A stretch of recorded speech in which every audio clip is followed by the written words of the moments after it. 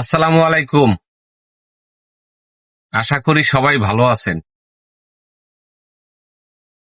অবশ্য ভালো অনেকে নাই। অনেকে ভালো না থাকার কারণটা হইল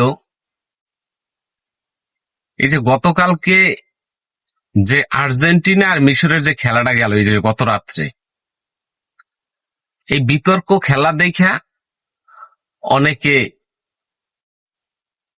আহত হয়েছে। এটা স্বাভাবিক।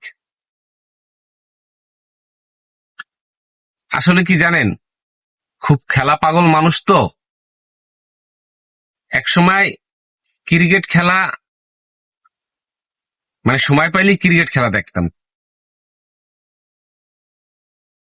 যখনই দেখলাম ক্রিকেট খেলাটাকে আইসিসি নষ্ট করে দিছে,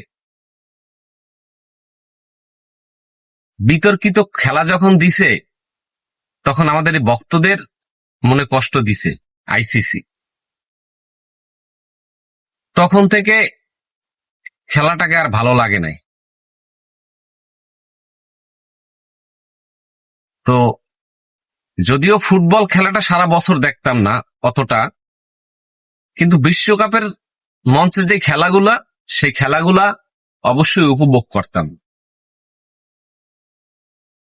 কিন্তু সেখানেও এখন বিতর্কিত খেলা চলতেছে।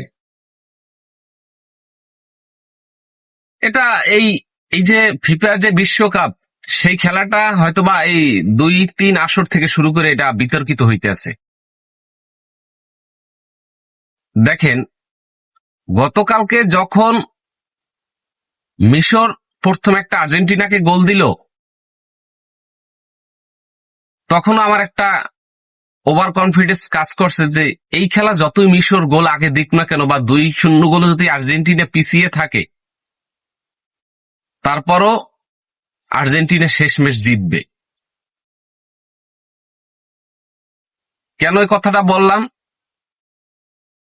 কারণ মেসি হইল এখন ফুটবলের মাফিয়া।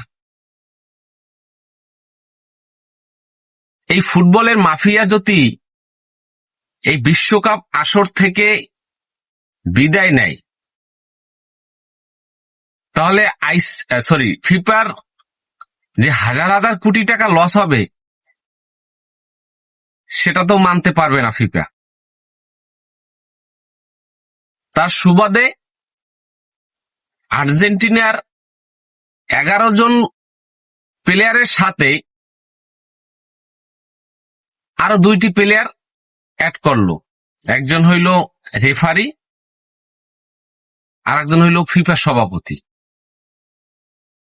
তা না হলে আমি যতটুক খেলার অভিজ্ঞতা, যতটুক খেলা দেখি, সেই অভিজ্ঞতা থেকে বলতে পারি, মিশরের যখন গোল মিস করে দিল, যে এটা ফাউল হয়েছে, সেই ফাউলটা যখন তারা ধরলো, যে গোলটা বাতিল করা হইলো, ওই যে শুরু থেকেই আমি খেলা শুরু আগে থেকেই আমি বলছি, মিশর যতই আগানো থাকুক না কেন, শেষ পর্যন্ত হাসিটা আর্জেন্টিনাই হাসবে। যখন বাদ করে দিল গোলটা, তখন আমি ওভার শিওর হয়ে গেলাম যে আসলে আর্জেন্টিনা জিততে আছে এই ম্যাচটা। আমি আসলে একটা বার্তা দিতে চাই আমাদের দেশের জনগণকে, যারা ফুটবল প্রেমী, যেই খেলায় ফ্রি এবং ফেয়ার খেলা না হয়, সেই খেলা দেখার কোনো মানি নেই।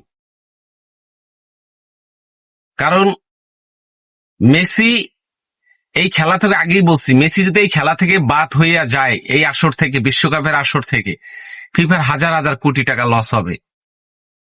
তাহলে সেই ফিফার সভাপতি কি সেই দলটাকে বাদ দিবে? আর যদি সেই খেলায় বাদ দিতে নাই পারে, তাহলে সেখানে ফ্রি এবং ফেয়ার খেলা থাকে না।